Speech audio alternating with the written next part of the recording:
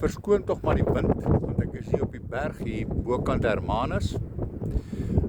Toe ek besluit nee, maar ek wil dan gou hierdie opname maak. Vandag dink ek aan risiko en risiko-aptyd. Hoeveel mense het nooit hulle drome verwesenlik as gevolg van hulle risiko-evaluasie nie? Hulle wou miskien 'n besigheid doen, hulle het die besigheid geëvalueer, maar hulle dink hulle voorsien te veel risiko. Of ander mense wat nie hulle risiko-evaluasies goed gedoen het nie, moet hulle besigheid toemaak na 3 of 4 maande, dan is die hele besigheid gekelder as gevolg van 'n risiko-assessering wat verkeerd gedoen is.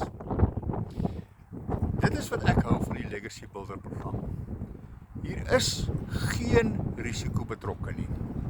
Jy het nie huur nie, jy het nie salarisse nie, jy het nie ekstra water en ligte nie, jy het nie vervoerkostes nie, jy het nie versekeringskostes nie, jy het nie addisionele sagteware kostes nie.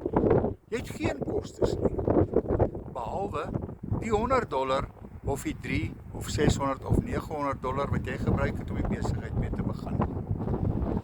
En dit is meer as haalbaar vir jou om daai geld in die eerste maand terug te maak. En van daar af kan jy baie maklik tussen 20 en R100.000 elke maand maak as jy jou 2 ure per dag insit. As jy meer wil uitvind, stuur vir my risiko in my WhatsApp nommer is hieronder, of stuur vir my 'n e-pos net met die woord risiko.